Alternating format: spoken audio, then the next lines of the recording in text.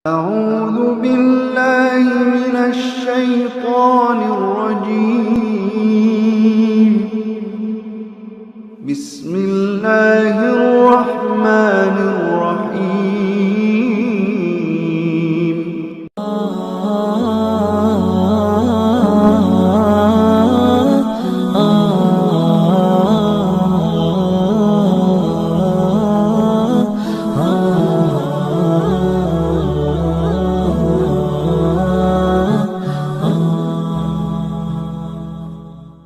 Kemarin Hadraji Damat Berkatu mengatakan, satu orang kalau kamu nampak karomah ada dalam dirinya, keajaiban seperti karomah, tapi kalau tidak nampak sunnah Nabi Sallallahu Alaihi Wasallam, dia itu bukan wali Allah tapi ahli sihir. Hadirin, bukan wali Allah tapi ahli sihir. Tapi satu orang walaupun tidak nampak karomah, berjalan di dunia sama seperti orang lain, makan, minum, bermuamalah, berjualan dan sebagainya, tapi hidup sunnah Nabi dalam kehidupannya, wujud sunnah-sunnah Nabi dalam kehidupannya, maka hadirin yang mulia, sebenarnya inilah walinya Allah Subhanahu wa ta'ala. Maka hadirin yang dimuliakan Allah Subhanahu wa ta'ala, dari sunnah yang paling kecil sampai sunnah yang begitu besar hendaknya kita bawa dalam kehidupan kita. Dan dengan sunnah Allah Subhanahu wa ta'ala akan meletakkan ra'ab, rasa takut dalam hati orang-orang kafir kepada orang Islam. Yang menjadi penyebab paling besar ditariknya ra'ab, rasa takut dalam hati orang-orang kafir kepada orang-orang Islam apabila umat ini meninggalkan sunnah Nabi sallallahu alaihi wasallam.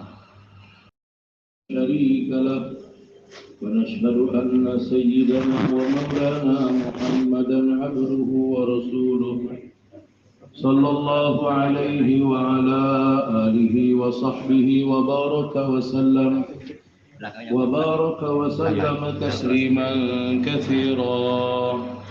أما بعد، فأعوذ بالله من الشيطان الرجيم.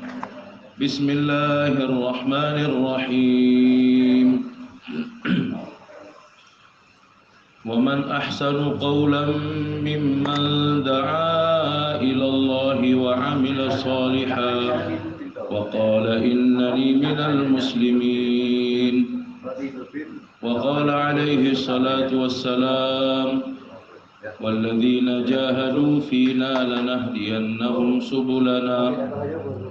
وقال الله سبحانه وتعالى والذين جاهدوا فينا لنهدينهم سبلنا وإن الله لمع المحسنين.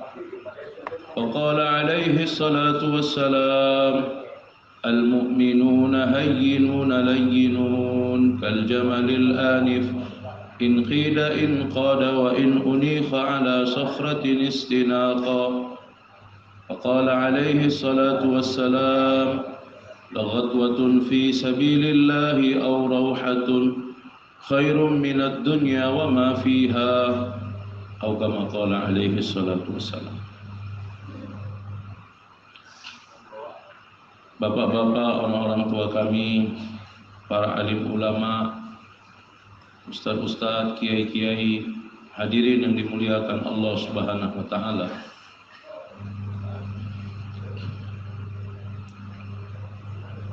Bersyukur kita kepada Allah Subhanahu wa ta'ala.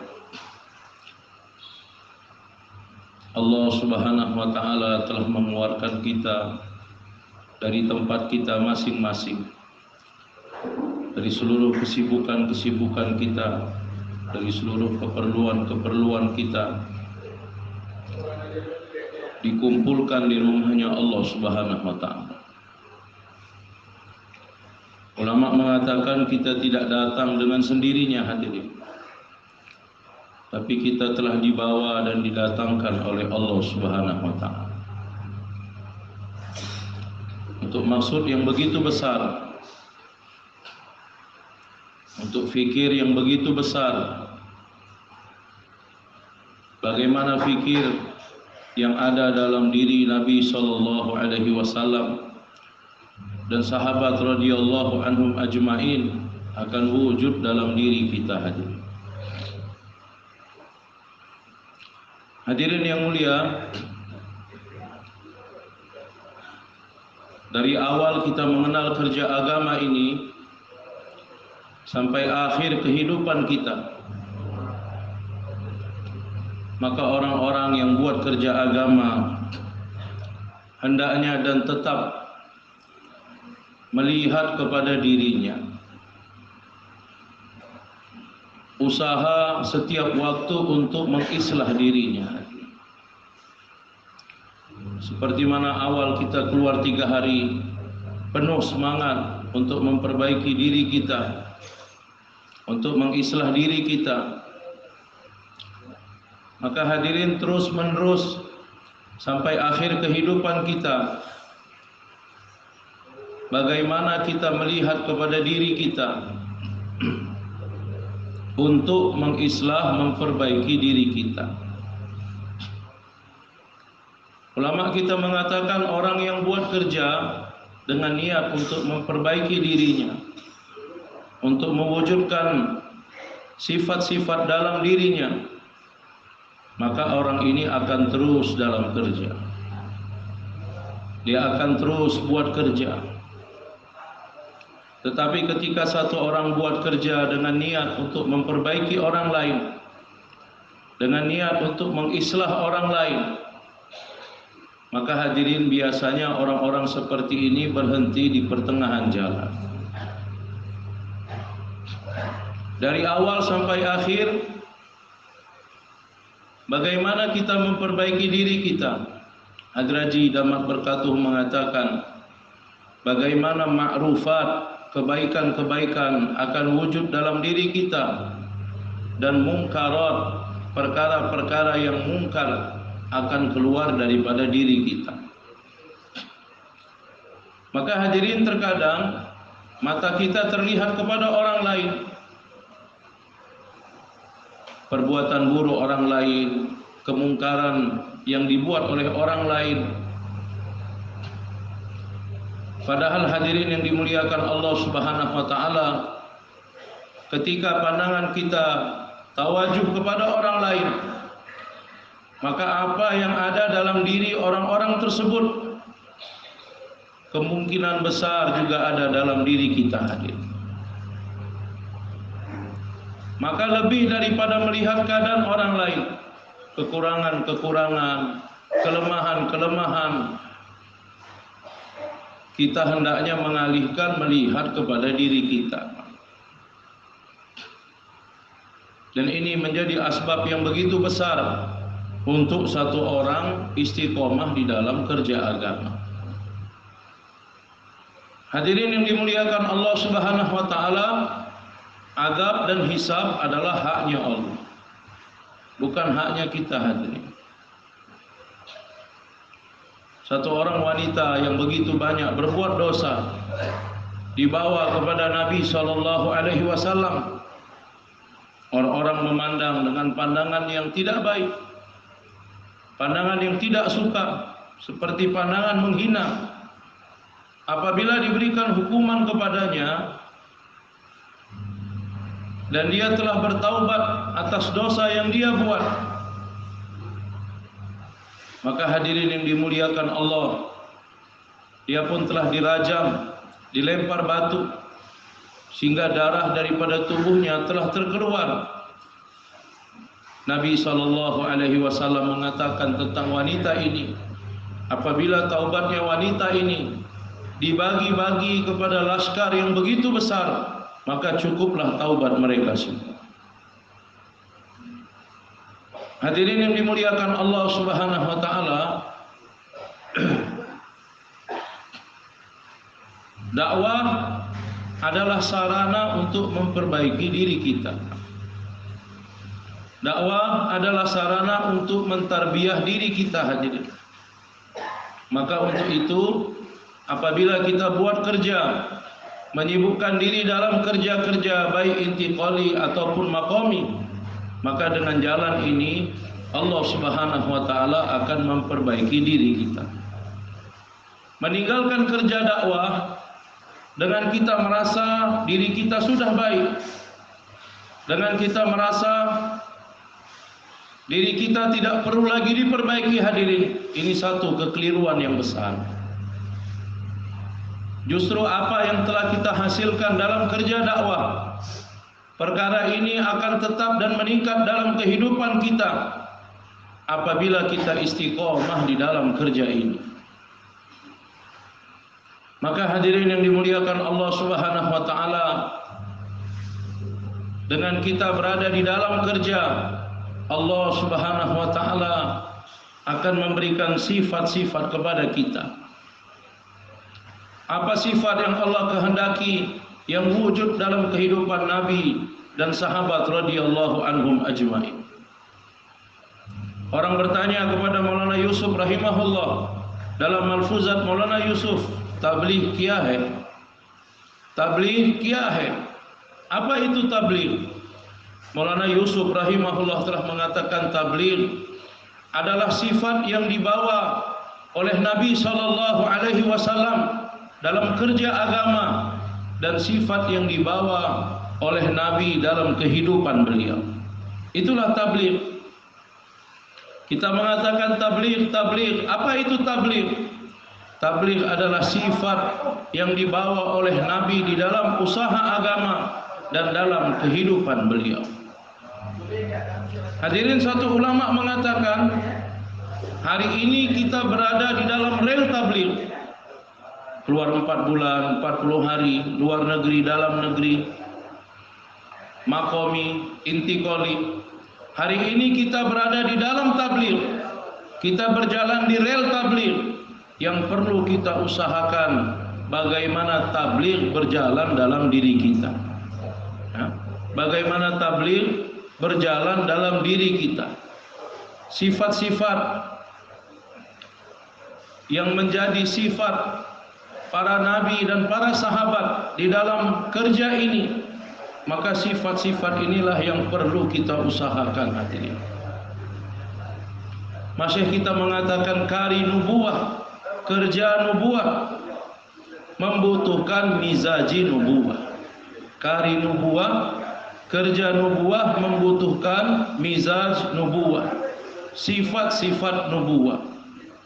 Satu orang tidak akan mampu untuk buat kerja ini dan tidak akan berjalan dengan mulus untuk buat kerja ini kecuali adanya sifat-sifat nubuwah dalam kehidupannya. Hadirin yang dimuliakan Allah Subhanahu wa taala, di antara sifat-sifat tersebut, sifat yang paling besar adalah sifat iman, hadirin. Sifat yakin. Orang-orang yang buat kerja mempunyai keyakinan yang begitu tinggi kepada Allah Subhanahu wa taala. Dan mereka hanya menggantungkan diri mereka kepada Allah. Hadraji damat berkatuhum mengatakan, apabila sifat ini yang ada dalam diri para anbiya alaihi wassalatu wassalam dan para sahabat, sifat ini ada dalam kehidupan umat, maka kekuatan-kekuatan yang paling besar sekalipun di dunia ini akan gagal di hadapan mereka. Kekuatan yang paling besar, yang paling hebat di dunia ini akan gagal di hadapan mereka. Ibrahim alaihi salatu wassalam, yang mana telah mengatakan, inni wajjahtu wajhiya lilladzi fatara as-samawati wal arda hanifa wa ma ana minal musyrikin. Sesungguhnya aku telah memalingkan wajahku, memalingkan daripada seluruh asbab, memalingkan dari seluruh makhluk, memalingkan dari seluruh makhluk-makhluk yang besar di alam semesta ini, hanya melihat kepada zat yang telah menciptakan langit dan bumi. Maka ikrar daripada Ibrahim alaihi salatu wassalam yang mengatakan hanya menggantungkan diri kepada Allah, tidak melihat selain kepada Allah. Allah Subhanahu wa taala telah mengujinya ketika Ibrahim alaihi salatu wassalam akan dimasukkan ke dalam api. Maka hadirin yang mulia, Jibril Amin alaihi salatu wassalam dan beberapa malaikat datang kepada Nabi Ibrahim menawarkan bantuan. Allah Subhanahu wa taala ingin melihat ketika Khalil kami telah mengatakan, aku telah memalingkan wajahku, perhatianku, pandanganku daripada seluruh makhluk dan hanya melihat kepada Allah, hanya berhajat kepada Allah, hanya meminta pertolongan kepada Allah. Maka ketika dia akan dimasukkan ke dalam api dan kami hantar asbabul ghaib, asbab yang gaib, yaitu malaikat alaihi wassalatu wassalam, apa yang telah diambil oleh kekasih kami?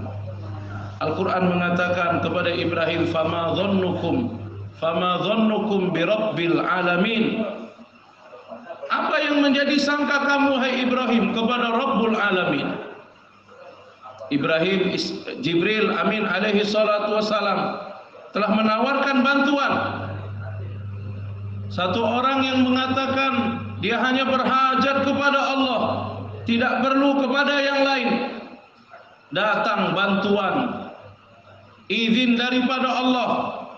Maka apakah dia menerima bantuan tersebut atau dia hanya berhajat kepada Allah? Datangnya Jibril kepada Ibrahim alaihi salatu wassalam, ulama kita mengatakan ini ujian daripada Allah. Ibrahim mengatakan, amma ilaika fala, saya tidak perlu kepada kamu. Hasbi Allah wa ni'mal wakil, cukuplah Allah bagi saya tidak perlu kepada yang lain. Ibrahim alaihi salatu wassalam yang telah memalingkan wajahnya dari seluruh makhluk, dia tidak memerlukan pertolongan kecuali hanya kepada Allah. Maka rahmat Allah turun bercurah-curah kepada Ibrahim. Allah mengatakan, ya narukun bardaw wa salaman ala Ibrahim. Wahai api, hendaklah kamu menjadi dingin dan memberikan keselamatan kepada Ibrahim. Tali yang mengikat Nabi Ibrahim semua terbakar, tetapi tidak ada satu bulu roma, satu rambut Ibrahim pun yang terbakar. Hadirin yang mulia, dalam perjalanan Nabi SAW bersama Abu Bakar bersembunyi di dalam gua. Orang-orang musyrikin mencari Nabi dan Abu Bakar. Sampailah mereka berdiri di pintu gua. Abu Bakar dengan ketakutan mengatakan, ya Rasulullah, kalau mereka menunduk sedikit saja maka kita akan diketahui. Nabi mengatakan, wahai Abu Bakar, ma tadhunnu, bagaimana sangka kamu ketika ada dua orang dan yang ketiga adalah zat Allah Subhanahu wa taala. Dua orang dan yang ketiga adalah zat Allah Subhanahu wa taala.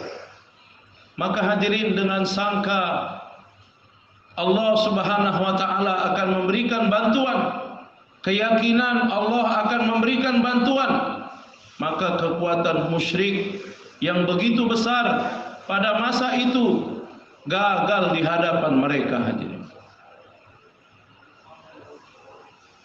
datang orang-orang kepada Sayyidina Abu Darda radhiyallahu anhu, mengkabarkan, wahai Abu Darda, rumah kamu terbakar. Abu Darda mengatakan, tidak, rumah saya tidak terbakar. Rumah saya tidak akan terbakar.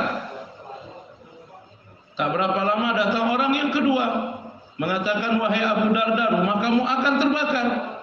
Abu Darda mengatakan, tidak, rumah saya tidak akan terbakar. Datang orang ketiga mengatakan, wahai Abu Darda, rumah kamu akan terbakar. Abu Darda mengatakan, tidak, rumah saya tidak akan terbakar. Akhirnya datang orang yang keempat, hadirin, mengatakan, wahai Abu Darda, ajib, Ketika api akan sampai ke rumah kamu, maka apinya menjadi padam. Orang pertama, orang kedua, orang ketiga datang kepada Abu Darda, bertanya, wahai Abu Darda, bagaimana kamu begitu yakin rumah kamu tidak akan terbakar? Padahal kami 3 orang memberikan kabar, bukan hanya dengan kabar yang kami ketahui, tapi kami telah melihat dengan mata kami sendiri kalau rumah kamu akan terbakar. Abu Darda radhiyallahu anhu mengatakan, seandainya aku mempercayai perkataan kalian bertiga, berarti aku telah mengingkari perkataan Nabi sallallahu alaihi wasallam. Ulama mengatakan seandainya dalam diri Abu Darda, dalam hatinya ada sedikit saja keraguan atas berita yang datang kepada Abu Darda, jangan-jangan terbakar juga ini. Nah, sedikit saja ada syak, ada keraguan, maka hadirin yang dimuliakan Allah, ulama mengatakan rumah Abu Darda akan terbakar. Tetapi keyakinan, iman atas perkataan Nabi sallallahu alaihi wasallam begitu kuat, sehingga dengan sangka seperti ini Allah Subhanahu wa taala telah menunaikan janjinya. Hadraji Damat Berkatuh mengatakan, tidak usahkan 3 orang, walaupun manusia di seluruh dunia memberikan kabar yang sama kepada Abu Darda, maka Abu Darda akan mengingkari rumahnya tidak akan terbakar. Yakin yang begitu kuat, hadirin. Hadirin yang mulia, di antara sifat iman, ulama mengatakan adalah takwa. Allah Subhanahu wa taala di dalam Al-Qur'an memberikan janji yang begitu besar kepada orang-orang yang bertakwa. Ulama mengatakan takwa yaitu takut kepada Allah ketika bersendirian. Takwa yaitu takut kepada Allah ketika bersendirian. Ketika kita berada di orang ramai, di dalam kumpulan, maka mudah untuk terjaga diri kita. Tetapi ketika berada dalam kesendirian dan kita takwa, kita takut kepada Allah, inilah takwa yang sebenarnya. Hadraji Damat Berkatuh mengatakan, terjadinya ikhtilaf, perpecahan di antara sesama adalah karena maksiat ketika bersendirian dan kita menentang sunnah Nabi sallallahu alaihi wasallam. 2 asbab yang begitu besar menjadi sebab terjadinya perselisihan di antara sesama apabila kita bermaksiat secara bersendirian dan meninggalkan sunnah-sunnah Nabi sallallahu alaihi wasallam. Karena hadirin, ketika satu orang berbuat kebaikan walaupun orang tidak melihat, maka dengan kebaikan-kebaikan yang dibuatnya, Allah Subhanahu wa taala akan katakan kepada malaikat Jibril, wahai Jibril, aku cinta kepada si fulan, maka hendaklah kamu mencintainya. Kemudian Jibril telah mengilhamkan kepada seluruh malaikat, wahai malaikat-malaikat, Allah telah cinta kepada si fulan, maka hendaklah kamu mencintainya. Maka seluruh penduduk langit akan cinta kepada si fulan, dan akhirnya mahabbah, kasih sayang Allah Ta'ala akan letakkan kepada seluruh makhluk manusia di permukaan bumi, sehingga terjadilah kasih sayang. Hadirin, Hadraji Damat Berkatuh mengatakan seperti itu juga apabila satu orang buat maksiat secara bersendirian. Hadirin, walaupun orang lain tidak melihat dia berbuat maksiat, maka hadirin yang mulia, kesan daripada keburukan maksiat yang dia buat akan masuk rasa kebencian dalam hati manusia. Sehingga inilah yang menjadi dasar terjadinya ikhtilaf di antara sesama hadirin. Terjadinya perbedaan masalah di antara sesama kita, hadirin yang mulia. Mudah-mudahan Allah Subhanahu wa taala menjaga kita semua daripada perbuatan-perbuatan maksiat ketika kita bersendirian. Nah, takwa kita menjaga diri kita untuk tidak berbuat maksiat, berbuat dosa ketika dalam keadaan bersendirian, walaupun orang tidak melihat. Maka untuk itu Allah Subhanahu wa taala telah berjanji di dalam Al-Qur'an, dalam beberapa ayat Allah berjanji kepada orang-orang yang bertakwa dengan 5 janji. Berapa janji hadirin? Yang tidur berapa janji, Pak? Masya Allah. Yang tidur pun tahu, Pak. Alhamdulillah. Yang tidur bangun, Pak. Masya Allah. Allah berfirman, "Wa may yattaqillaha yaj'al lahu makhraja." Barang siapa yang bertakwa kepada Allah, maka Allah menjadikan baginya jalan keluar. Nabi Yusuf alaihi salatu wassalam telah dibawa dan dikunci di dalam kamar. Bukan satu kamar. Kata ulama, kamar di dalam kamar. Di dalamnya kamar lagi, di dalam kamar lagi, di dalam kamar lagi. Sampai 7 pintu kamar hadirin. Ya.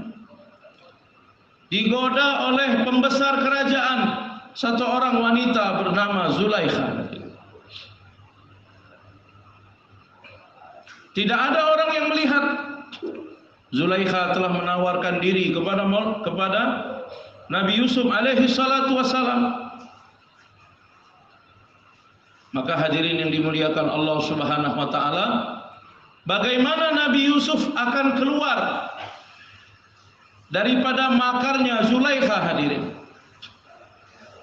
Orang-orang yang dalam dirinya ada sifat takwa, maka Allah Subhanahu wa taala akan memberikan jalan keluar kepada mereka. Tidak ada jalan keluar, pintu tertutup, pintu terkunci. Tetapi bagi orang yang bertakwa, walaupun orang seluruh dunia katakan tidak ada jalan keluar, tapi bagi orang yang bertakwa Allah akan memberikan jalan keluar kepada mereka. Hadirin yang dimuliakan Allah Subhanahu wa taala, sebelum Zulaikha merayu Nabi Yusuf, diceritakan ulama, maka Zulaikha melihat kepada patung. Ada satu patung di kamar tersebut. Maka diambil kain, kemudian ditutup oleh Zulaikha. Yusuf bertanya, "Untuk apa kamu tutup patung tersebut?" Zulaikha mengatakan, "Aku malu kalau aku berbuat maksiat dilihat oleh Tuhanku." Zulaikha mengatakan, "Aku malu ketika aku berbuat maksiat dilihat oleh Tuhanku." Ajib hadirin, Nabi Yusuf alaihi salatu wassalam berfikir, satu orang wanita kafir yang menjadikan patung menjadi tutuhannya, tidak dapat melihat, tidak dapat mendengar, tidak dapat berbuat apa-apa, tetapi dia begitu meyakini kalau dia berbuat maksiat dan dilihat oleh Tuhannya, maka itu satu aib yang begitu besar hadirin. Bagaimana saya dapat berbuat maksiat, padahal zat Allah Subhanahu wa taala adalah zat yang tidak pernah luput perhatiannya kepada kita. Makanya hadirin hadraji damat berkatuh mengatakan, ketika satu orang akan berbuat maksiat, ketika satu orang akan berbuat maksiat di tempat yang kosong, yang mana orang lain tidak melihat perbuatan maksiatnya, tetapi ketika dia akan berbuat maksiat, maka terbukalah jendela, maka terbukalah pintu, dan langsung dia berhenti dari berbuat maksiat dengan pemikiran, ada tidak orang yang melihat saya, ada tidak orang yang melihat saya dalam perbuatan maksiat ini. Maka hadirin yang mulia, persangkaan seperti ini, dia memberhentikan maksiat karena takut ada orang yang melihatnya, tetapi dia lupa bahwasanya Allah selalu melihatnya. Maka dosa yang dia merasa Allah tidak melihat dia, itu lebih besar daripada maksiat yang akan dia buat. Makanya hadirin yang mulia, salah satu sifat iman kata ulama adalah haya, rasa malu. Hadis mengatakan al-haya syu'batun minal iman. Malu adalah sebahagian daripada iman. Hari ini orang meninggalkan perbuatan dosa, meninggalkan perbuatan maksiat karena malu kepada makhluk, hadirin. Karena malu kepada makhluk. Tapi malu yang sebenarnya adalah malu kepada zat Allah Subhanahu wa taala. Apabila malu kepada Allah, baik dari dalam majlis atau di dalam bersendirian, wujud dalam diri kita, maka kita akan terhindar daripada perbuatan-perbuatan maksiat. Nabi Yusuf alaihi salatu wassalam dengan semampunya telah berlari menuju pintu, padahal pintu terkunci, tergembok dengan rapat. Tapi Nabi Yusuf usaha, apa yang beliau bisa buat beliau telah kerjakan, hadirin. Berlari menuju pintu. Ketika sampai di pintu, hadirin, maka pintu telah terbuka dengan sendirinya. Allah Subhanahu wa taala berikan jalan keluar kepada Nabi Yusuf. Wa may yattaqillaha yaj'al lahu makhraja. Barang siapa yang bertakwa kepada Allah, maka Allah memberikan jalan keluar kepadanya. Wa yarzuqhu min haitsu la yahtasib. Allah memberikan rezeki dari perkara yang tidak disangka-sangka. Ulama mengatakan bukan hanya dari perkara yang tidak disangka-sangka, bahkan Allah memberikan rezeki dari perkara yang berlawanan dengan sangka. Kisah satu orang sahabat, bukan sholat, bukan membaca Al-Quran, sahabat mau buang hajat, hadirin. Ketika akan buang hajat, dari lubang untuk air berjalan, maka telah datang satu ekor tikus membawa koin-koin emas, hadirin. Yang biasanya tikus memberikan kerugian, merusak pakaian, merusak benda-benda. Tetapi sahabat radhiyallahu anhum ajmain, sahabat ini karena dalam dirinya ada takwa, Allah Subhanahu wa taala telah hantar koin-koin emas kepada dia. Sampai 17 koin emas, hadirin. Dia membawa koin emas kepada Nabi sallallahu alaihi wasallam dan bertanya, "Bagaimana ini ya Rasulullah?" Nabi katakan, "Pergunakanlah. Allah Subhanahu wa taala telah memberikan rezeki kepada kamu." Orang-orang yang ada takwa di dalam dirinya, ini menjadi sebab yang begitu besar untuk datangnya rezeki kepada kita. Tapi hadirin, sayangnya kita hari ini membatasi rezeki yang datang kepada kita hanya dengan usaha dunia kita, Pak. Hadraji Damat Berkatu mengatakan, nampak dalam doa-doa kita. Setelah selesai kita berdagang, kita berdoa, "Ya Allah, saya telah buat perdagangan, berikanlah rezeki kepada saya. Ya Allah, saya telah bertani, berikanlah rezeki kepada saya." Seolah-olah Hadraji katakan, kita mengikat Allah untuk memberikan rezeki kepada kita melalui asbab-asbab kita. Maka kita hanya mendapatkan apa yang ditakdirkan oleh Allah melalui asbab tersebut. Padahal hadirin yang dimuliakan Allah, banyak lagi asbab-asbab yang Allah Ta'ala jadikan untuk datangnya rezeki kepada kita. Dan salah satu asbab yang besar yaitu asbab takwa. Wa may yattaqillaha yaj'al lahu min amrihi yusra. Dan barang siapa yang bertakwa kepada Allah, maka Allah akan menjadikan baginya urusan-urusannya menjadi mudah. Urusan menjadi mudah.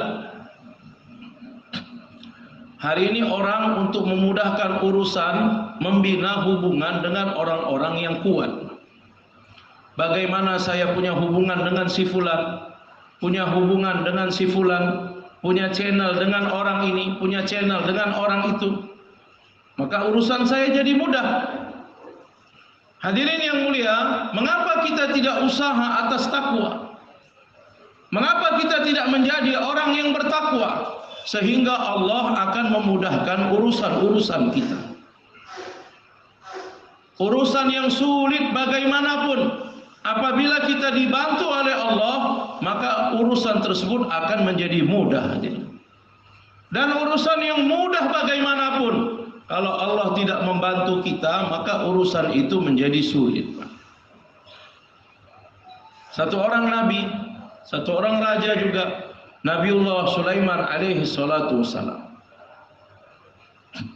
Nabi Sulaiman, ulama menceritakan, setiap malam dia menyisihkan waktu keluar daripada kerajaan memakai pakaian biasa, berjalan di tengah-tengah umat, bertanya kepada umat, apa pendapat kamu tentang Daud? Maaf, bukan Sulaiman, Daud, Nabi Daud alaihi salatu wassalam. Apa pendapat kamu tentang Daud? Setiap orang yang dijumpai, mereka mengatakan Daud satu orang raja yang soleh, raja yang adil, soleh, adil. Semuanya hadirin.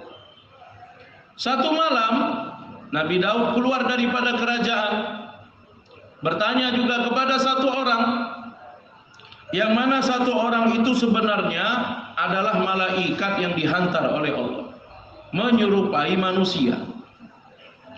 Nabi Daud bertanya kepadanya, apa pendapat kamu tentang Daud? Maka malaikat yang menyerupai manusia ini mengatakan, Daud satu orang raja yang soleh, raja yang adil, raja yang baik, tetapi dia mempunyai satu kekurangan. Maka Nabi Daud pun terkejut. Sebelumnya tidak pernah ada orang yang menceritakan kekurangannya. Apa kekurangannya? Malaikat itu mengatakan, Daud mengambil uang dari Baitul Mal untuk keperluan dirinya dan istrinya, keperluan dirinya dan keluarganya. Padahal diizinkan, hadirin, dibolehkan mengurusi kerajaan, urusan-urusan kerajaan, maka dikeluarkan harta daripada Baitul Mal. Tetapi hadirin, kepada para anbiya alaihimussalatu wassalam dihitung sebagai satu kekurangan.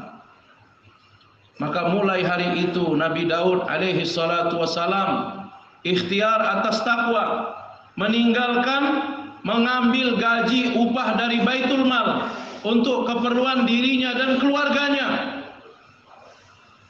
Akhirnya hadirin yang mulia, Al-Quran menceritakan, wa alanna lahul hadid, wa alanna lahul hadid, maka kami telah menjadikan besi menjadi lunak kepadanya.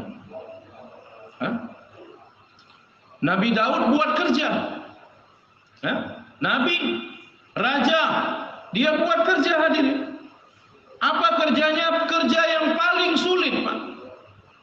Bukan kerja-kerja biasa, kerja yang paling sulit, yaitu menjadi tukang besi, hadirin. Membuat pedang, membuat baju besi. Hadirin yang dimuliakan Allah Subhanahu wa taala, apabila Nabi Daud mengambil ketakwaan, meninggalkan mengambil harta dari Baitul Mal, maka hadirin yang mulia, satu-satu baju perang yang disiapkan sampai berminggu-minggu, sampai 1 bulan, maka Nabi Daud hanya menyelesaikannya dalam 1 hari. Seperti mana tepung-tepung lembut di tangan-tangan istri kita, di tangan-tangan ibu kita ketika akan membuat adonan kue, seperti itulah lembutnya besi di tangan Nabi Daud alaihi salatu wassalam. Dan keuntungan satu baju besi, keuntungan satu baju besi sama seperti mana gaji upah Nabi Daud selama 1 bulan, Pak. Allah berikan Nabi besar, hadirin, bagi orang-orang yang ikhtiar atas takwa. Wa may yattaqillaha yaj'al lahu makhraja wa yarzuqhu min haitsu la yahtasib. Wa may yattaqillaha yaj'al lahu min amrihi yusra. Dan orang yang bertakwa yukaffir anhu sayyiatihi wa yu'zim lahu ajra. Allah Subhanahu wa taala akan mengampuni kesalahan-kesalahan dosa-dosanya, dan Allah Subhanahu wa taala akan membesarkan, melipat gandakan pahala baginya. Ini hadirin yang mulia, 5 janji Allah kepada orang-orang yang bertakwa. Hadirin yang dimuliakan Allah, di antara sifat iman yang lain yaitu tawakal. Wa may yatawakkal 'ala Allah fahuwa hasbuh. Barang siapa yang bertawakal kepada Allah, maka cukuplah Allah baginya. Hadraji Damat Berkatu mengatakan, apa itu tawakal hadirin? Tawakal yaitu tidak terbukanya hajat kita di hadapan orang lain. Tidak terbukanya hajat kita di hadapan orang lain. Karena apabila hajat kita terbuka di hadapan orang lain, maka hilanglah tawakal. Untuk itu Nabi dan para sahabat radhiyallahu anhum ajmain, mereka menyimpan betul, menyembunyikan betul hajat mereka di hadapan manusia, dan mereka hanya menggantungkan diri kepada zat Allah Subhanahu wa taala. Satu orang sahabat pulang ke rumah, bertanya kepada istri, ada tidak makanan di rumah? Dia katakan tidak ada. Maka sahabat ini pun keluar daripada rumah. Beberapa menit kemudian kembali lagi ke rumah, tanya sudah ada belum makanan di rumah? Istri di rumah khawatir, takut-takutnya tetangga melihat suaminya keluar dari rumah. Tak berapa lama kembali ke rumah, keluar lagi dari rumah beberapa kali. Takut-takutnya tetangga akan mengetahui bahwasanya mereka ini dalam keadaan kelaparan. Untuk menyembunyikan perkara ini hadirin, maka istrinya telah menghidupkan kayu bakar, sehingga telah keluar asap daripada rumah. Kemudian dia telah memutar kisaran gandum, supaya tetangga mendengar ada biji gandum yang sedang digiling di rumah. Padahal tidak ada yang dimasak dan tidak ada yang digiling hadirin. Untuk memperlihatkan kepada manusia bahwasanya kami tidak berada dalam keadaan kelaparan. Begini sahabat menyimpan hajat mereka hadirin. Sehingga dalam hadis dikatakan yang mafhumnya, apabila kamu tawakal kepada Allah seperti mana tawakalnya burung, tidak menceritakan hajat kepada siapapun kecuali hanya kepada Allah, maka hadirin yang dimuliakan Allah, dalam riwayat Allah akan memberikan rezeki yang halal kepada kamu selama 1 tahun. Hadirin yang dimuliakan Allah Subhanahu wa taala, kepada pekerja-pekerja agama hadirin, satu sifat yang begitu besar dan ini menjadi identitas dalam kerja agama ini, yaitu ittiba'us sunnah, mengikuti sunnah Nabi sallallahu alaihi wasallam. Yang membedakan di antara Islam dengan kufur, membedakan Islam dengan kufur yaitu dalam meninggalkan sholat. Hadraji Damat Berkatuh mengatakan, yang membedakan di antara orang-orang Islam dengan orang-orang kafir yaitu dalam meninggalkan sunnah. Sunnah adalah perkara yang membedakan mana orang-orang Islam dan mana orang-orang yang bukan Islam. Hadirin yang dimuliakan Allah Subhanahu wa taala, dan ini menjadi tanda bukti cinta kepada Allah Subhanahu wa taala satu orang yang mengikuti sunnah Nabi sallallahu alaihi wasallam. Untuk itu Allah berfirman, "Qul in kuntum tuhibbunallah." Katakanlah jika kamu cinta kepada Allah, fattabi'uni, maka ikutilah aku. Yuhibbukumullah, maka Allah akan mencintai kamu. Maka hadirin yang dimuliakan Allah, walaupun terzahir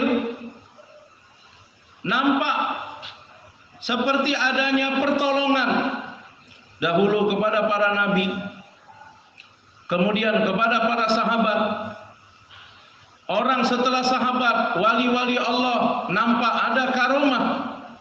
Hadraji Damat Berkatuh mengatakan wujudnya pertolongan, adanya karomah, wujudnya pertolongan, adanya karomah kepada orang-orang tersebut bukan menunjukkan kesempurnaan iman. Karena hadirin yang dimuliakan Allah, banyak tidak nampak datang pertolongan kepada Nabi. Ada Nabi yang dikorbankan di jalan ini, dan banyak di antara wali-wali Allah yang tidak nampak karomahnya. Maka wujudnya pertolongan bukanlah menjadi tanda kesempurnaan iman. Kesempurnaan iman yaitu dalam menunaikan seluruh perintah Allah dan mengikut cara Nabi SAW. Untuk itu dalam musyawarah Malaysia kemarin, Hadraji Damat Berkatuh mengatakan, satu orang kalau kamu nampak karomah ada dalam dirinya, keajaiban-keajaiban seperti karomah-karomah, tapi kalau tidak nampak sunnah Nabi SAW, dia itu bukan wali Allah tapi ahli sihir aja. Bukan wali Allah tapi ahli sihir. Tapi satu orang walaupun tidak nampak karomah, berjalan di dunia sama seperti orang lain, makan, minum, bermuamalah, berjualan dan sebagainya, tapi hidup sunnah Nabi dalam kehidupannya, wujud sunnah-sunnah Nabi dalam kehidupannya, maka hadirin yang mulia, sebenarnya inilah walinya Allah Subhanahu wa ta'ala. Maka hadirin yang dimuliakan Allah Subhanahu wa ta'ala, dari sunnah yang paling kecil sampai sunnah yang begitu besar hendaknya kita bawa dalam kehidupan kita. Dan dengan sunnah Allah Subhanahu wa ta'ala akan meletakkan ro'ab, rasa takut dalam hati orang-orang kafir kepada orang Islam. Yang menjadi penyebab paling besar ditariknya ro'ab, rasa takut dalam hati orang-orang kafir kepada orang-orang Islam apabila umat ini meninggalkan sunnah Nabi sallallahu alaihi wasallam. Untuk itu Hadraji Damat Berkatuh mengatakan, dahulu para sahabat mereka mengamalkan sunnah karena itu adalah sunnah. Tetapi hari ini umat meninggalkan sunnah karena itu adalah sunnah. Ini sunnah saja, ini biasa saja. Padahal dahulu para sahabat mementingkan sunnah Nabi sallallahu alaihi wasallam karena itu adalah sunnah Nabi sallallahu alaihi wasallam. Kita dengarkan uzari hadirin, satu ulama besar di markas Rewin, sudah wafat, Maulana Jamshid rahimahullah. Mudah-mudahan Allah terangi kubur beliau hadirin. Satu jemaah Mewat pergi ke kampung beliau. Beliau masih berada di kampung. Maka hadirin yang dimuliakan Allah, ketika satu orang dari jemaah Mewat ini mau berwudu, maka dia kehilangan miswaknya hadirin. Tidak nampak siwak. Maka hadirin yang mulia, orang Mewat ini karena tidak nampak siwaknya, dia pun menangis. Maulana Jamshid melihat, kenapa orang ini menangis? Mau berwudu tapi menangis. Maulana Jamshid tanya hadirin, kenapa kamu menangis? Dia mengatakan, siwakku hilang. Kalau siwak kamu hilang, pergunakan jari kamu. Dia mengatakan, tidak, ini adalah sunnah Nabi. Bagaimana aku berwudu tanpa membawa sunnah Nabi? Maulana Jamshid hadirin begitu terkesan. Ajib. Satu orang biasa, satu orang bodoh, orang Mewat, tetapi begitu mementingkan sunnah Nabi sallallahu alaihi wasallam. Ulama kita menceritakan ini menjadi salah satu sebab akhirnya Maulana Jamshid tertaskil dan datang ke markas Rewin. Sunnah memberikan kesan dalam kehidupan manusia. Hadirin yang dimuliakan Allah Subhanahu wa taala, orang-orang yang buat kerja hadirin, diinginkan dalam diri kita ada mahabbah kepada umat ini, Pak. Ada cinta kepada umat ini. Ada kasih sayang kepada umat ini hadirin. Dan orang yang cinta kepada umat ini bukan hanya ketika dia dimuliakan, tetapi ketika disakiti oleh umat, dia tetap cinta kepada umat hadirin. Hadraji Damat Berkatuh mengatakan, bersabar atas kesusahan-kesusahan yang datang daripada umat. Dalam Musyawarah Malaysia, Hadraji mengatakan ujian yang paling besar kepada orang-orang yang buat kerja adalah ujian kesabaran. Dan ujian kesabaran hadirin kepada orang-orang yang buat kerja bukan 1 tahun, 2 tahun, bukan 5 tahun, 10 tahun, tapi ujian ini akan terus berjalan sampai kematian kita, Pak. Orang berpikir sabar itu 1 tahun, 2 tahun, 3 tahun, 4 tahun, 5 tahun, 10 tahun. Padahal ujian kesabaran berlanjut sampai kematian kita hadirin. Nabi SAW bertanya kepada Abu Dzar Al-Ghifari radhiyallahu anhu, wahai Abu Dzar, nanti setelah aku pergi, setelah aku meninggal dunia, ketika Amir pada zaman itu mengeluarkan kamu dari Madinah, apa yang kamu buat? Abu Dzar mengatakan, saya akan keluar dari Madinah, saya akan pergi ke Syam, buminya para nabi, buminya para rasul. Nabi mengatakan, kalau orang-orang Syam mengeluarkan kamu, apa yang kamu buat? Abu Dzar mengatakan, saya akan kembali ke Madinah. Nabi bertanya lagi, kemudian kalau Amir di Madinah mengeluarkan kamu lagi, saya akan pergi lagi ke Syam. Berkali-kali Nabi tanya kepada Abu Dzar hadirin. Hadraji Damat Berkatuh mengatakan, untuk melihat sejauh mana kesabaran Abu Dzar radhiyallahu anhu.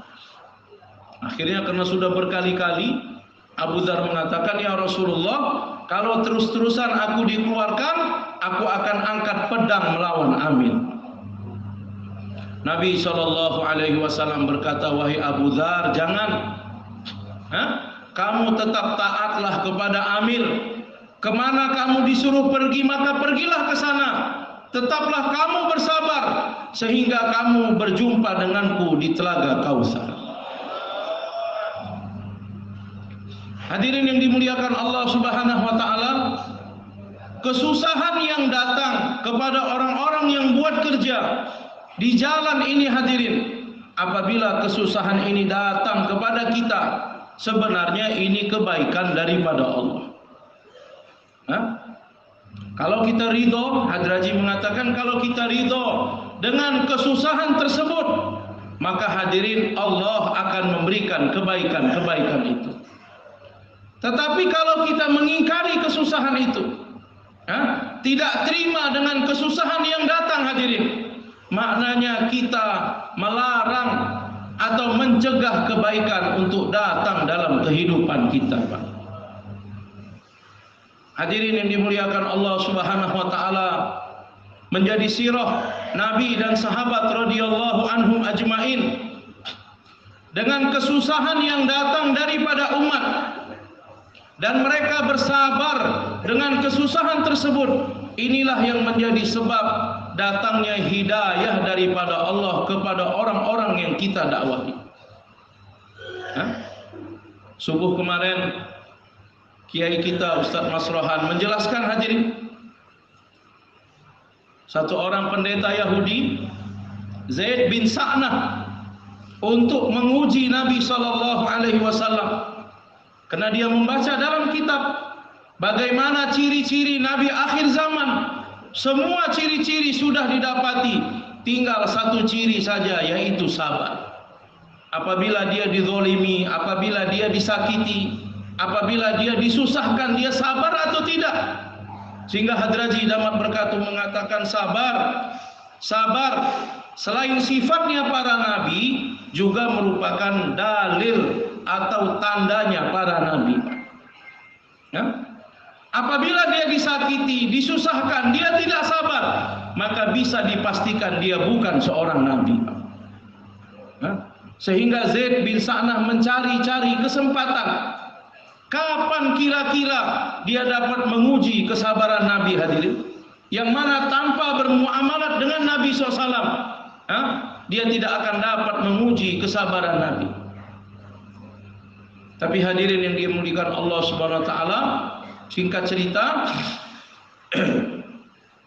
setelah Nabi menyuruh Umar bin Khattab menambahkan 70 kilogram kurma kepada Zaid bin Sa'nah, akhirnya dia pun masuk di dalam Islam. Hadirin yang dimuliakan Allah Subhanahu wa taala, Ali bin Abi Thalib radhiyallahu anhu telah dikabarkan siapa orang yang akan membunuhnya, Pak. Dan Ali mengetahui namanya siapa, nama bapaknya siapa, dia dari kabilah mana, nasabnya bagaimana. Ali tahu, hadirin. Walaupun Ali tahu siapa yang akan membunuhnya, tapi Ali radhiyallahu anhu sering memberikan hadiah kepadanya. Makanya hadirin yang dimuliakan Allah, ihsan, berbuat baik. Hadraji mengatakan ada 3 tingkatan. Ihsan, berbuat baik, ada 3 tingkatan. Tingkatan yang terendah, ihsan, adna ihsan. Tingkatan yang terendah, yaitu membalas kebaikan dengan kebaikan. Hadraji mengatakan hari ini kita merasa kalau orang berbuat baik kita balas dengan kebaikan, itulah ihsan yang paling tinggi. Padahal ini ihsan yang paling rendah. Menjadi kebiasaan kita hari ini, kita akan berbuat baik kepada orang yang kita kenal. Kita akan berbuat baik kepada orang yang berbuat baik kepada kita.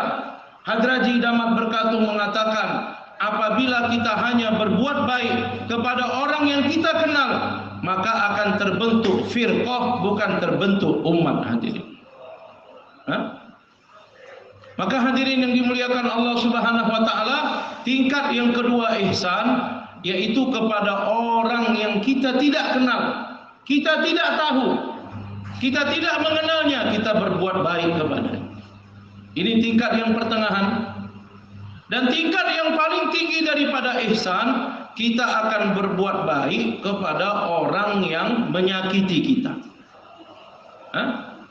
Berbuat baik kepada orang yang menyusahkan kita. Ali radhiyallahu anhu mengetahui siapa yang akan membunuhnya. Walaupun begitu, Ali sering memberikan hadiah kepadanya, hadirin. Maka orang-orang di sekitar Sayyidina Ali mengatakan, wahai Sayyidina Ali, sebutkan namanya kepada kami. Untuk melindungimu, kami akan membunuh dia. Ali radhiyallahu anhu mengatakan, kalau kamu membunuh dia, maka siapa yang akan membunuhku?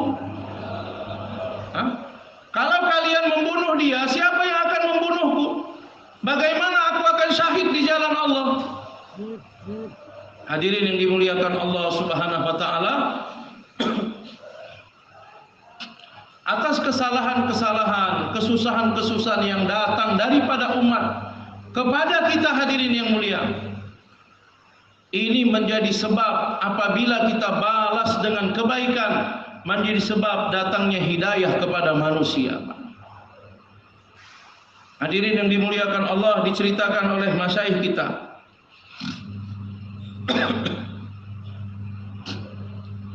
satu kali Maulana Ilyas rahimahullah dapat undangan. Ada acara dibuat satu orang nawab sahab, satu orang besar di kota Lucknow, India. Ulama-ulama besar dikumpulkan, termasuk Maulana Ilyas diundang dalam acara tersebut. Maka ada satu orang utusan nawab sahab, orang kaya, orang bangsawan, memberitahu kepada Maulana Ilyas jam sekian supaya Maulana datang. Maka hadirin, seperti mana yang diberitahukan pada jam yang telah ditentukan, sebelum itu, 1 jam sebelum, Maulana Ilyas pun sudah bersafar, berangkat dari markas Nizamuddin.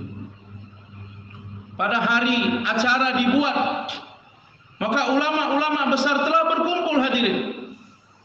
Tetapi Maulana Ilyas belum datang juga.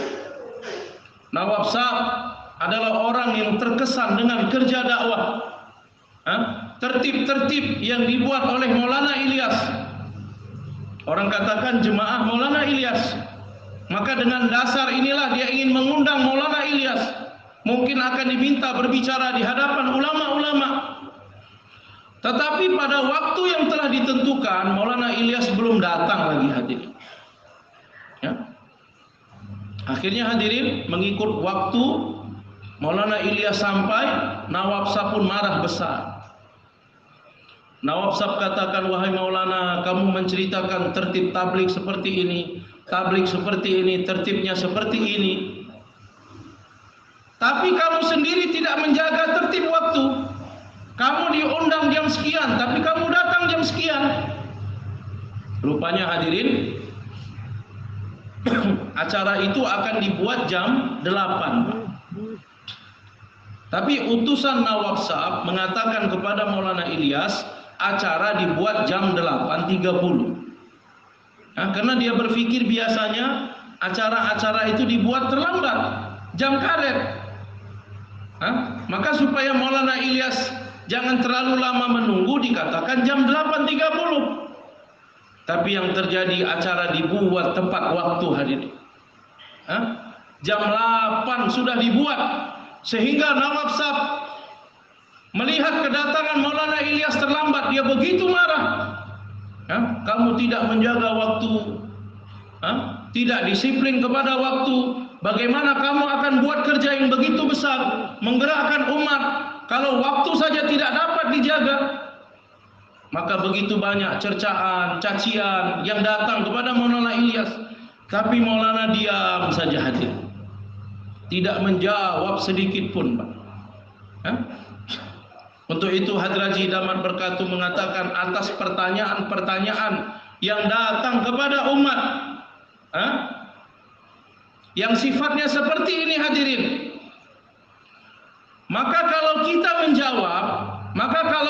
menjawab, berarti kita merasa kita mempunyai kekuatan yang lebih besar daripada malaikat, Pak. Kita mempunyai kekuatan yang lebih besar daripada malaikat. Hadraji mencontohkan dalam pengadilan hadirin. Satu orang terdakwa, dia telah menyerahkan urusannya kepada pengacara. Maka di dalam pengadilan yang berbicara hanya pengacara saja.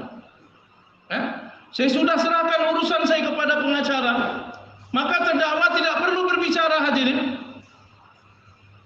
Maka hadirin yang dimuliakan Allah, atas pertanyaan-pertanyaan yang datang, sindiran-sindiran yang datang, cacian-cacian yang datang, kalau kita jawab, berarti kita telah merasa punya kekuatan yang lebih besar dari malaikat. Kisah masyhur, ketika Abu Bakar dicaci maki oleh satu orang Yahudi, maka Abu Bakar diam saja hadirin, tidak menjawab. Akhirnya Nabi datang dan Nabi pun menemani Abu Bakar. Tetapi ketika Abu Bakar mulai menjawab atas cacian makian orang Yahudi, akhirnya Nabi SAW pun pergi, Pak. Abu Bakar belakangan bertanya kepada Nabi, ya Rasulullah, ketika aku diam, kamu bersamaku. Tapi ketika aku menjawab, kamu pergi. Nabi mengatakan, ketika kamu diam, maka malaikat yang menjawab atas cacian dia itu. Maka aku bersama kamu. Tetapi ketika kamu mulai menjawab, maka malaikat pun telah pergi. Syaitan yang datang kepada kamu. Maka akhirnya pun aku pergi hadirin. Makanya dalam kerja agama kita ini, begitu tidak disarankan untuk perdebatan hadirin. Jawab menjawab. Ini hanya menyita waktu dan memalingkan diri kita daripada kerja hadirin. Sehingga orang-orang yang buat kerja terluput daripada kerja. Maulana Ilyas rahimahullah walaupun dicaci, disindir, tapi diam saja hadirin. Dan akhirnya pun beliau pun pulang ke markas Nizamuddin. Hadim Maulana Ilyas bertanya, wahai Maulana, bukan salah kita. Hah? Utusannya yang mengatakan jam 8.30. Acara dibuat jam 8, utusan mengatakan 8.30. Ini bukan salah kita. Maulana Ilyas rahimahullah mengatakan, tidak apa. Hah? Kalau aku beritahu pada waktu itu juga, maka khadim yang mengkabarkan kepada kita bisa saja dicopot dari pekerjaan. Dan aku tidak mau dengan mengungkapkan kebenaran satu orang mendapatkan kerugian. Dan kalaupun aku dicaci, apa masalahnya? Tidak ada masalah. Aku tidak ada kerugian sedikit pun. Hadirin yang dimuliakan Allah Ta'ala, maka Maulana pun sudah sampai di Nizamuddin.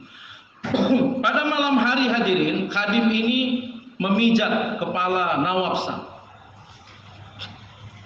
Khadim ini takut juga.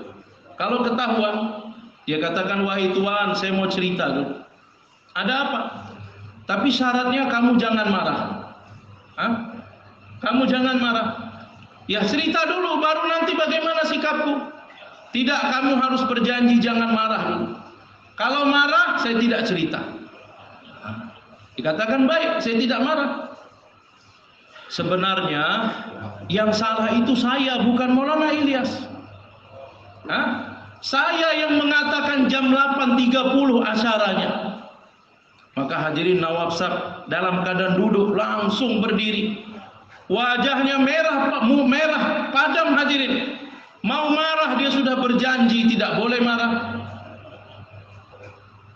Akhirnya hadirin yang mulia, semua ulama-ulama yang datang pada pagi hari semua dihubungi, dan besoknya bersama Nawab Sab datang ke markas Nizamuddin. Hadirin yang dimuliakan Allah Subhanahu wa taala, sampai di markas Nizamuddin, dari stasiun kereta api, yang kita pernah ke Nizamuddin terbayang, Pak. Dari stasiun kereta api berjalan menuju markas, Maulana Ilyas mendengar kabar Nawab Sab sedang datang dengan ulama-ulama besar.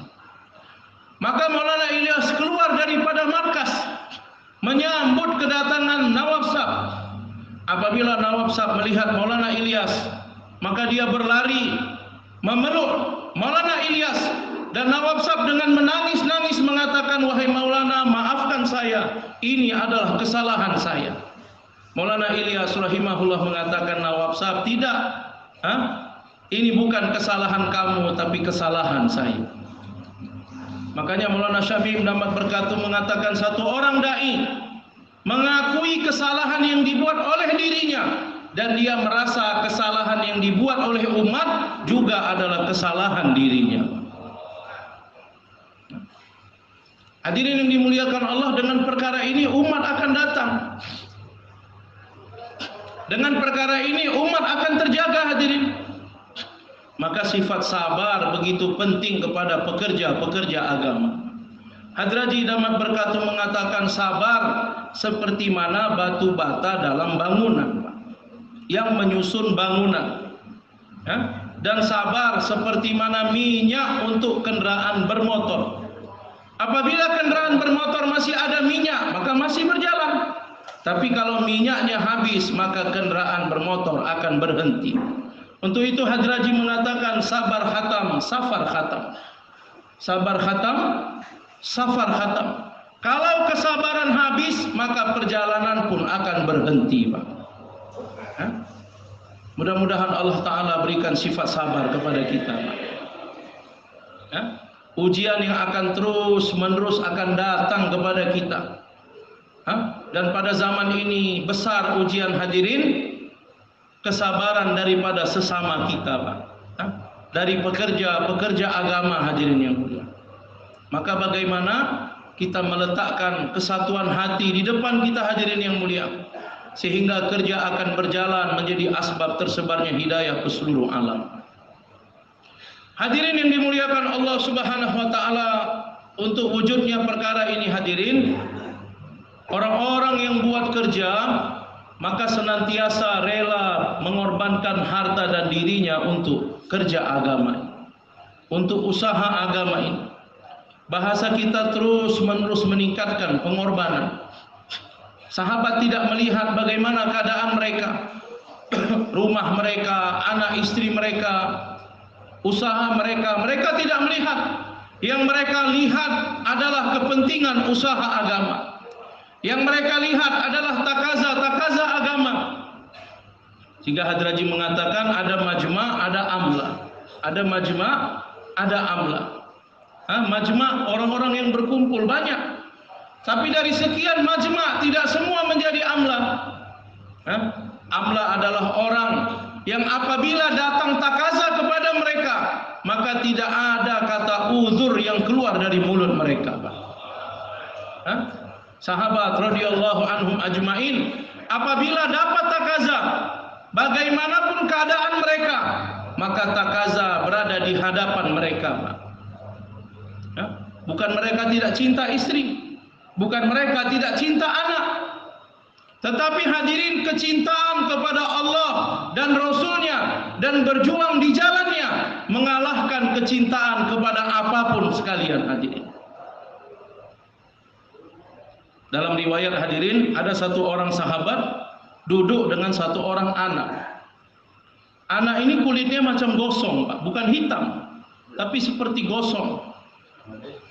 Orang bertanya, ini siapa? Dia katakan, anak saya. Kamu berkulit putih, bagaimana anak kamu seperti ini? Maka dia mengatakan, dengarkan ceritaku. Setelah menikah, aku berhijrah ke Madinah. Ketika istriku sudah hamil tua, sekitar 7-8 bulan, dan aku melihat istriku begitu lemah. Sebelum melahirkan begitu lemah. Tetapi ada permintaan untuk orang-orang yang beriman supaya keluar di jalan Allah.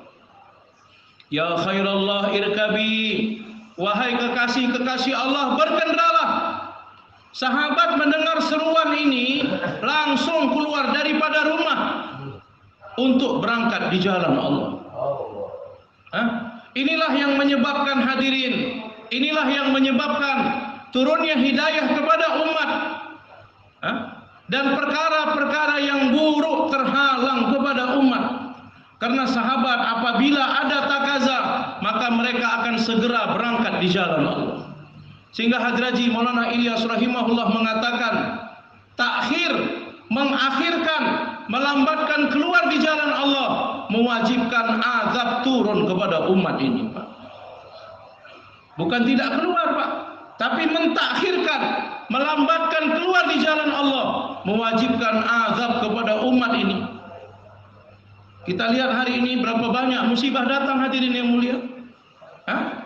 Ini bukan kesalahan umat, kesalahan orang-orang yang buat kerja, bermalas-malasan, melambat-lambatkan diri untuk keluar di jalan Allah. Hadirin yang mulia, sahabat ini mengatakan, karena seruan ini aku pun mau keluar. Tapi aku melihat istriku hamil besar, itu pun dalam keadaan yang tidak sehat. Tapi istriku memberikan semangat kepadaku. Istriku mengatakan, tidak apa, berangkat saja di jalan Allah. Allah yang akan menjaga kami, Allah yang akan melindungi kami. Ini istri sahabat hadirin yang mulia. Mudah-mudahan Allah Ta'ala berikan istri-istri seperti ini kepada kita. Satu orang mewah diusuli, karena catat nama mau keluar 40 hari. Tim usuli datang ke rumah, bapak sudah catat nama, ayo berangkat keluar. Dia pun buat alasan, Pak. Biasalah, orang kalau sudah mau diusuli banyak alasannya, Pak. Ini, itu, ini, itu, ini, itu. Tapi tim usuli tak menyerah, taskil terus hadirin. Akhirnya dia pun ngaku, sebenarnya Pak, masalah saya, istri saya ini sebentar lagi melahirkan. Hitungan hari saja.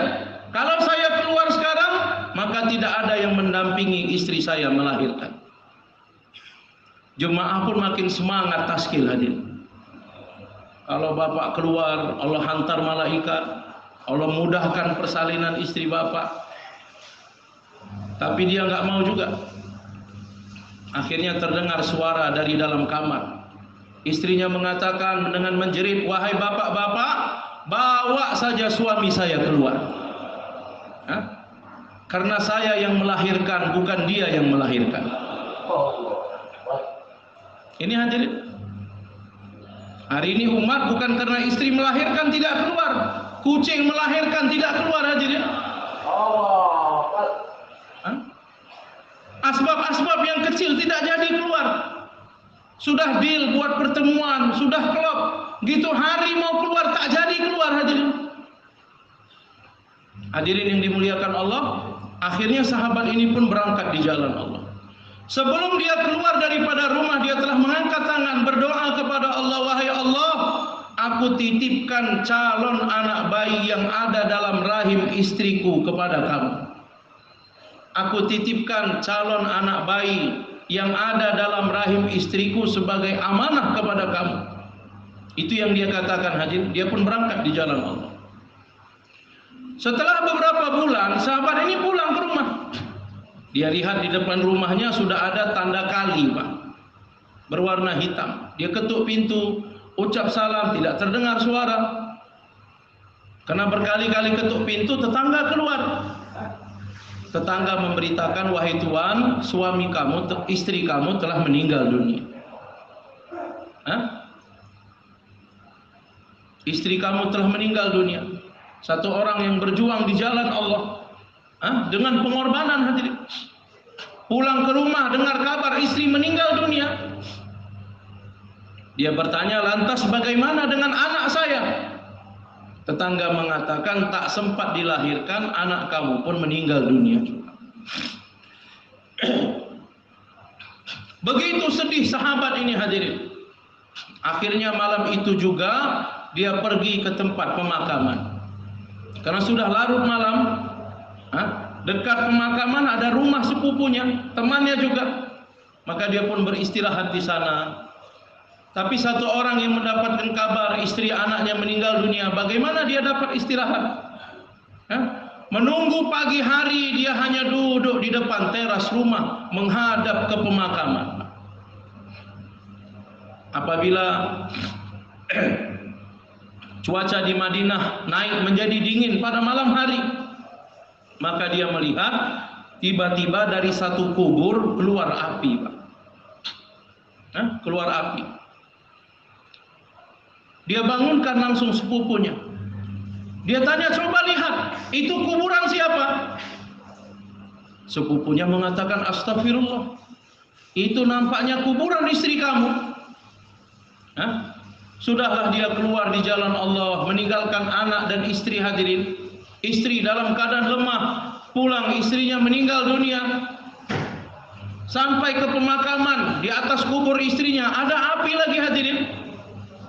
Hadirin yang dimuliakan Allah Subhanahu wa taala, ketika dikabarkan istrinya meninggal, kemudian anaknya pun meninggal, maka dalam pemikirannya, "Wahai Allah, anak yang sudah kutitipkan di dalam rahim istriku, mengapa ikut meninggal?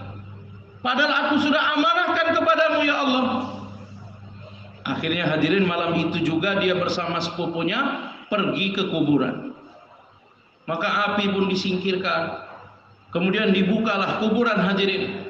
Begitu kuburan terbuka, mereka melihat satu orang anak sedang bermain-main di dalam kuburan. Dia pun mengambil anak tersebut. Kuburan pun dipasang kembali, ditutup kembali. Dia pun membawa anak itu hadirin. Berjalan beberapa langkah dia mendengar suara daripada langit. Suara itu mengatakan, "Wahai hambaku, kamu merasa anak yang sudah kamu titipkan sebagai amanah kami tidak kembalikan kepada kamu. Hari ini kami kembalikan kamu kepada dia." Apabila jalan beberapa langkah kembali, maka terdengar lagi suara gaib daripada langit. Suara itu mengatakan, "Wahai hambaku, kamu merasa kami membakar istri kamu dengan hidupnya api. Tetapi sebenarnya karena keadaan Madinah waktu itu begitu dingin pada malam hari, maka kami hidupkan api di atasnya untuk menjaga anak kamu. Ya. Apabila jalan beberapa langkah, maka terdengar lagi suara daripada langit. Wahai hambaku, waktu kamu keluar daripada rumah, kamu hanya mengamanahkan anak kamu saja. Apabila kamu amanahkan istri kamu kepada kami, hari ini pun kami akan hidupkan istri kamu kembali. Sahabat keluar dengan pengorbanan. Hadraji Damat Berkatuh mengatakan, dan orang-orang yang buat kerja akan maju dengan pengorbanan. Dua perkara, ikhlas dan pengorbanan. Dua sifat, ikhlas dan pengorbanan. Ikhlas, kita buat kerja hanya untuk Allah Ta'ala, tidak ada maksud lain hadirin. Orang yang ikhlas dia akan tetap buat kerja dimanapun dia ditempatkan. Diletakkan di depan buat kerja, diletakkan di belakang buat kerja, diminta usulan buat kerja, tak diminta usulan buat kerja, dikasih bayan tetap buat kerja, nggak dikasih bayan tetap buat kerja, dijadikan penanggung jawab buat kerja, tidak dijadikan penanggung jawab buat kerja, karena dia buat kerja untuk Allah Subhanahu wa taala. Khalid bin Walid radhiyallahu anhu ketika dimakzulkan daripada keamilan, ketika menjadi makmur, maka kerjanya lebih kuat hadirin. Orang-orang bertanya kepada Khalid, mengapa kamu lebih kuat kerja ketika menjadi makmur? Khalid mengatakan, ketika aku jadi amir, aku buat kerja untuk Allah, dan ketika jadi makmur, buat kerja pun untuk Allah. Maka hadirin yang dimuliakan Allah, orang-orang yang buat kerja tidak mengharapkan apa-apa dari kerja ini hadirin. Yang merusak orang-orang yang buat kerja ketika ada keinginan yang lain hati kita dalam kerja hadirin. Mau jadi penanggung jawab, mau jadi faisalah, mau jadi AMP, mau jadi syura hadirin. Maulana Syamim Damat Berkatuh mengatakan, ketika di dalam hati kita ada keinginan terlintas, saya ini layak jadi penanggung jawab, saya ini layak jadi faisalah, saya ini layak jadi syura, maka ketika itu kita jatuh dari pandangan Allah. Semoga Allah menjaga kita hadirin. Dan yang kedua adalah pengorbanan. Orang-orang maju dalam kerja ini dengan pengorbanannya sendiri, Pak. Seperti mana orang yang masih hidup, dia akan maju sendiri, dia akan berjalan sendiri. Yang tidak mampu berjalan sendiri adalah orang yang mati, Pak. Jenazah tidak mampu jalan sendiri hadirin, dia akan dijalankan orang lain. Tapi kalau orang masih hidup, maka dia akan berjalan sendiri, Pak. Dalam kerja ini maju mundurnya seseorang bergantung pengorbanannya masing-masing, Pak. Terakhir hadirin yang mulia, Umar bin Khattab radhiyallahu anhu sedang duduk di kamar, kecil kamarnya, Pak. Amirul Mukminin, dua orang sahabat datang, yang satu bernama Suhail bin Amr, yang kedua Haris bin Hisham. Maka mereka masuk kamar, yang satu duduk sebelah kanan, satu duduk sebelah kiri. Suhail bin Amr sebelah kanan, Haris bin Hisham sebelah kiri. Duduk di dekat Amirul Mukminin, satu perkara yang begitu besar, Pak. Bukan mudah duduk di sebelah Umar hadirin. Karena hebahnya Umar, kekuatan imannya Umar, sehingga dalam riwayat dikatakan di mana Umar berjalan, syaitan tidak berani berjalan di jalan tersebut. Maka mereka pun ngobrol. Tidak berapa lama jemaah-jemaah Wabsi yang baru balik keluar pun pulang. Mereka mau karguzari kepada Amirul Mukminin, karguzari kepada Sayyidina Umar. Nah, karena ruangan kecil, mereka masuk ke dalam. Maka Umar pun berkata kepada Suhail, Suhail, kamu mundur sedikit. Ini jemaah biar karguzari. Nggak berapa lama datang jemaah yang lain. Umar mengatakan, wahai Haris, kamu mundur sedikit. Ini supaya jemaah karguzari. Akhirnya masuk lagi jemaah yang lain. Karena tempat kecil, jemaah yang baru datang akan tanya, Bapak mau karguzari juga enggak? Iya. Udah di sini. Bapak Tanya kepada Haris, Karkuzari enggak? Enggak. Ah, Bapak coba mundur, Pak. Kepada Suhail begitu juga, Bapak mundur, Pak. Semakin banyak jemaah yang datang untuk memberikan Karkuzari kepada Sayyidina Umar, maka akhirnya Suhail dan Haris mereka menjadi mundur sampai duduk di pintu, bahkan terkeluar dari kamar. Mereka berdua berbicara, kita kok bisa di luar kamar sekarang? Tadi di dalam kamar, duduk di sebelah Amir Mukminin. Apa yang menyebabkan kita terkeluar kamar? Ini nggak betul ini Amir Mukminin ini. Sudah menghinakan kita ini. Yang satu mengatakan jangan buruk sangka kepada Amir Mukminin. Coba kita pikir, apa kira-kira yang membuat kita tadi bisa duduk di sebelah Amir Mukminin, sekarang kita terlempar keluar daripada kamar.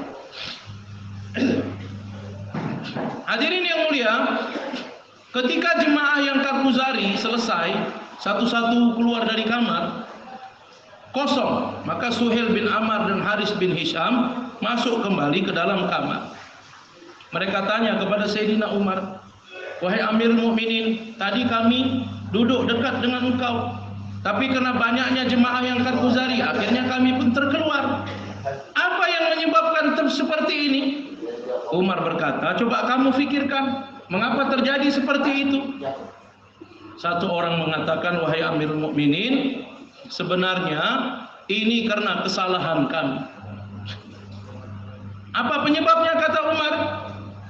Yang satu mengatakan, ketika jemaah-jemaah yang wafsi tadi, yang memberikan Karkuzari, waktu mereka bayan hidayah ditaskil untuk keluar, kami juga ditaskil. Tapi bedanya mereka keluar, kami tak keluar. Ketika mereka diberikan takaza, mereka menyambut takaza. Tapi ketika diberikan takaza, kami tidak berangkat takaza kepada mereka. Maka wahai Amir Mukminin, kami sadar ini kesalahan kami. Untuk berikutnya kami akan siap untuk mengambil takaza dari kamu. Jadi hadirin, maju mundurnya seseorang bukan di setel-setel, Pak. Mengikut pengorbanan masing-masing. Mereka mengatakan, wahai Amir Mukminin, sampaikanlah satu amalan yang mana kami bisa sama dengan mereka. Umar mengatakan, untuk di dunia tak mungkin kalian akan sama dengan mereka, karena mereka sudah lebih maju dari pengorbanan. Mereka sudah memberikan pengorbanan yang lebih. Tapi nanti di akhirat, kalau kalian kerjakan apa yang aku suruh, aku berharap mudah-mudahan Allah membangkitkan kalian berdua bersama dengan jemaah-jemaah itu. Umar mengatakan, aku berharap, bukan pasti, aku berharap mudah-mudahan Allah akan membangkitkan kalian bersama mereka. Apa amalannya? Umar mengatakan, kalian berdua sekarang berangkat ke dua negeri yang berbeda. Buat kerja dakwah di sana. Sampai mati di sana, jangan pulang ke Madinah. Kalau kalian buat seperti ini, aku berharap nanti di akhirat Allah akan bangkitkan kamu bersama dengan mereka. Dalam riwayat hadirin, Hadraji mengatakan, akhirnya mereka berdua berangkat ke dua negeri yang berbeda-beda, dan tidak ada kisah menceritakan mereka kembali pulang ke Madinah. Maka hadirin yang dimuliakan Allah, orang-orang akan maju dalam kerja ini hadirin, sejauh mana kita meningkatkan pengorbanan kita. Nah, untuk orang-orang lama diminta untuk kita meningkatkan pengorbanan dari 4 bulan menjadi 6 bulan setiap tahun. 4 bulan kita keluar bersama jemaah umumi kita, dan 2 bulan dengan musyawarat oleh orang-orang tua kita untuk khidmat markas Nizamuddin dan apa-apa yang dimusyawarahkan oleh syuro-syuro kita. Maka untuk takaza-takaza ini kita semua bersedia insyaallah. Boleh berdiri, Pak.